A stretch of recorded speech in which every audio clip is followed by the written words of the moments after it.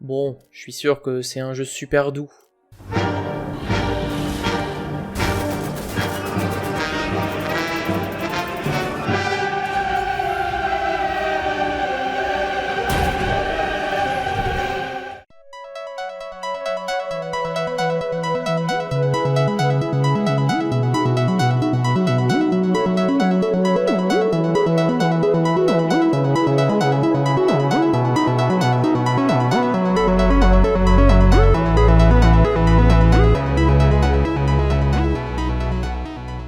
A l'origine, il y a deux types de jeux de tir à la première personne, les jeux où on tue des soldats allemands en pleine Seconde Guerre mondiale, et ceux où on bannit à coups de fusil à pompe des démons venant de dimensions parallèles. Coup de chance, ces deux types de FPS ont été développés par le même studio, ID Software, au début des années 90, avec Wolfenstein 3D en 1992 et Doom en 1993. 20 ans après ses premiers titres, au milieu du FPS spectaculaire, porté par les séries Battlefield, Call of Duty ou Medal of Honor, les deux séries originelles se sont décidées à revenir sur le devant de la scène, avec Wolfenstein The New Order en 2014 et Doom en 2016. Si Doom est resté à la main d'ID Software, Wolfenstein revient cette fois avec les Suédois de Machine Games. Dans ce reboot brutal, on sort de la Seconde Guerre mondiale pour délivrer une uchronie dans laquelle l'Allemagne nazie a triomphé grâce à des avancées technologiques remarquables. Notre héros devra donc porter fièrement la parole du monde libre dans un FPS qui sent bon la tradition et la violence, malgré des ennemis parfois un peu trop bien protégés, mais qui pose aussi un récit très critique de la guerre qu'on ne retrouve pas toujours ailleurs. La série Wolfenstein, littéralement le château du loup, a de nombreuses fois changé de main. Dans les années 80, Muse Software fait ainsi paraître Castle Wolfenstein et Beyond Castle Wolfenstein, respectivement en 1981 et en 1984, deux jeux d'infiltration en vue de dessus, avec des ennemis qui hurlent. Le joueur doit naviguer dans un labyrinthe, se déguiser, et réaliser diverses actions pour s'enfuir. Rien à voir donc avec le jeu d'ID Software en 1992, qui part de ce jeu d'infiltration pour en faire un jeu d'action, où votre agent pas secret pour un sou, William B.G. Blazkowicz, doit sortir du château Wolfenstein en tuant tout ce qui bouge, dont certains petits mutants. Le soft a ainsi initié le déplacement en 3 dimensions en vue première personne, et le hit scan, l'astuce qui permet de faire comme si vous avez lancé un projectile qui a touché votre adversaire, alors qu'il suffit de cliquer et d'avoir son adversaire dans le viseur pour que ça marche. Technique depuis à la base du FPS. Le soft est une énorme réussite, et entraîne l'arrivée de Doom et toute la nuée de FPS qui s'ensuit. 10 ans plus tard, en 2001, Grey Matter Interactive sort Return to Castle Wolfenstein, avec l'aide lointaine d'ID Software, puis Splash Damage fait paraître le jeu entièrement multijoueur Wolfenstein Enemy Territory en 2003, et finalement Raven Software s'occupe enfin d'un autre reboot, intitulé sobrement Wolfenstein en 2009, et aujourd'hui disponible nulle part. Aussi, dans un monde où la Seconde Guerre mondiale a disparu, au profit de la guerre moderne, portée entre autres par Battlefield ou les épisodes Modern Warfare de Call of Duty, il n'y avait pas l'air d'avoir un marché pour encore un 3e reboot de la série. Et pourtant, ID Software, possédé par ZeniMax Media, rencontre alors Bethesda Softworks qui possède Machine Games, et leurs discussions font que ces derniers arrivent à récupérer les droits pour développer le prochain Wolfenstein sur le moteur ID Tech 5, sur lequel on trouvait déjà le FPS Rage de 2011. Pendant que la concurrence sort des jeux de guerre futuristes ou modernes, avec Halo 4 en 2012, Crysis 3 en 2013, ainsi que Titanfall et Call of Duty Advanced Warfare en 2014, le bon Wolfenstein arrive avec ses grosses bottes cloutées, son vieux système de points de vie et d'armure pour tuer des hordes de nazis, mais avec un twist. Progressivement, le joueur va s'immerger dans une uchronie de plus en plus insupportable.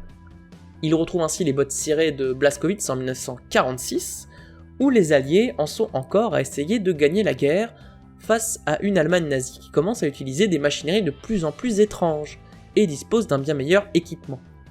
En esquivant des robots tueurs et des nazis en armure, l'occasion de se frotter au système de jeu, un accident envoie le héros dans un asile psychiatrique pendant une bonne dizaine d'années. Ses facultés motrices se réveillent à l'occasion d'une scène de brutalité nazie typique, lui permettant de reprendre le combat. Nous sommes alors en 1960, les nazis ont des super soldats, des drones, ont colonisé la Lune et ont vaincu l'ensemble des nations alliées de la planète. Ce pitch uchronique rappelle d'ailleurs l'intrigue de The Man in the High Castle, roman de Philip K. Dick de 1962, récompensé par le prix Hugo. Bien qu'au niveau d'une série B, ce n'est pas tant le déroulé du scénario, où on tente de monter une petite révolution qui compte, mais la manière dont c'est raconté. On commence ainsi dans un château, comme jadis les précédents softs, on rentre également dans un camp de concentration, un observatoire, une base lunaire, et face à nous se trouvent souvent des moments assez malaisants.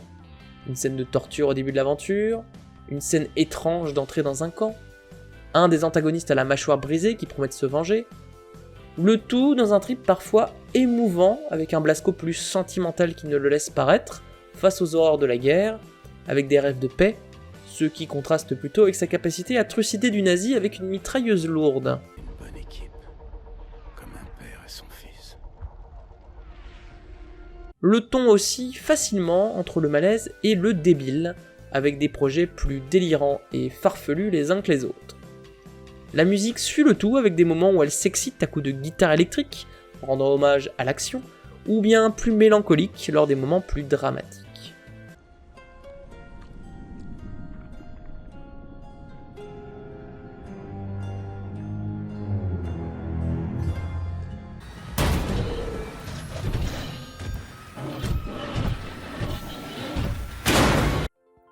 Quelques morceaux restent ainsi facilement dans la mémoire, participant à l'ambiance générale du soft. Le fait qu'on parle également pas mal allemand est sympathique, même si le doublage français est par contraste un peu moins haut niveau. Aussi, le scénario se laisse suivre grâce à cette ambiance dans laquelle on se retrouve, et c'est ce qui donne vraiment envie de poursuivre l'aventure, peut-être plus que pour d'autres FPS. Mais maintenant, faut se castagner. Vous aurez remarqué que je dis souvent nazi. Ce n'est pas un hasard. Si dans un jeu de guerre de la Seconde Guerre mondiale, on peut se battre en gros contre des soldats allemands, ici tout rappelle que nous sommes face à des nazis. Leur barbarie, démontrée par des petites seinettes, leurs armures, les déclarations générales des héros, et le monde forcément très hostile aux joueurs. L'ennemi est donc clairement identifié, donc pas de quartier. Tuer des hordes de nazis est donc extrêmement gratifiant. Surtout que notre Blasco peut porter deux armes en même temps, comme deux fusils à pompe, de précision, d'assaut ou deux pistolets, pour vider encore plus rapidement ses chargeurs avec une puissance brute assez sympathique. Le feeling des armes est d'ailleurs très correct et on sent bien les impacts. Le fait de ramasser de la vie et de l'armure dans les niveaux ajoute également un côté traditionnel au FPS qui pioche allègrement dans les recettes des vieux FPS, en gardant la certaine lenteur du héros et en ajoutant à peine une petite glissade. Pour honorer les vieux jeux Wolfenstein, il y a d'ailleurs des phases d'infiltration, où vous regardez en gros qui se balade et où, pour les massacrer avec un pistolet silencieux ou un couteau. Chaque élimination donne d'ailleurs lieu à un petit son de furtivité qui fait bien plaisir. Mais il faut quand même avouer que l'intelligence artificielle des adversaires montre dans ces moments sa limite, avec des ennemis aveugles et sourds. Si les sensations de tir générales sont bonnes, il y a quand même un petit hic.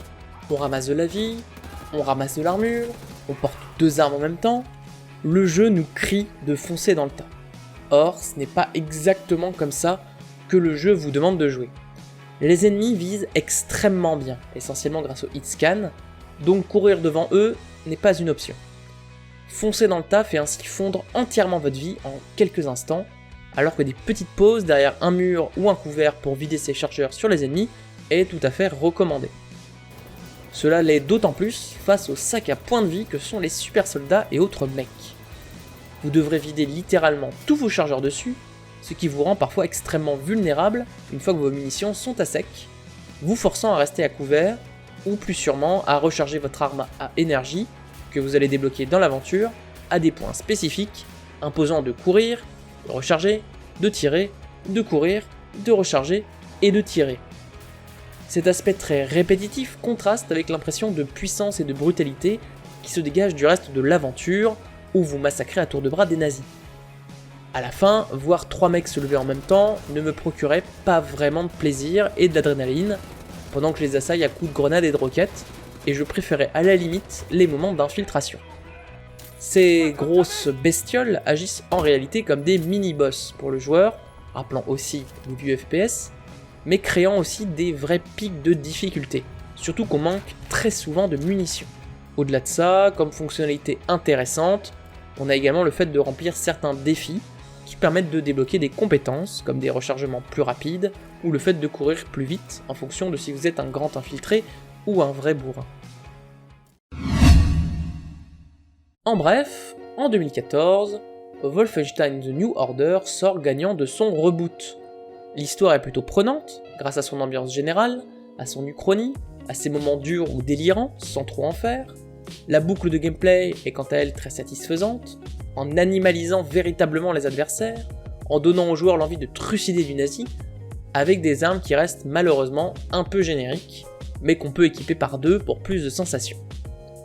Le vrai point noir du soft, c'est certains ennemis particulièrement résistants qui imposent aux joueurs de bourriner, et également l'incitation générale à foncer dans le tas, là où le soft se joue bien mieux si on utilise les couverts, ou bien si on connaît le jeu par cœur.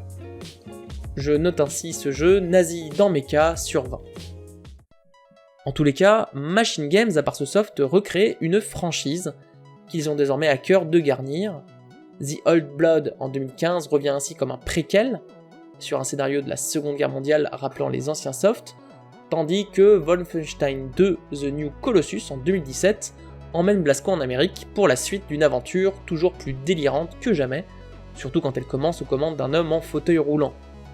Par contraste, le spin-off Youngblood en 2019 a été un peu moins apprécié, la faute à un gameplay légèrement différent tourné vers la coopération. Bethesda a de toute façon confirmé en 2018 qu'un troisième opus était en préparation. De l'autre côté du spectre, le fast FPS à la Doom a ravi le cœur des joueurs en 2016, puis en 2020 avec Eternal, là aussi en surfant sur le FPS traditionnel, qui a encore définitivement de l'avenir devant lui, face aux séries annualisées à la Call of Duty et Battlefield, qui reviennent peut-être un peu trop souvent sur le devant de la scène.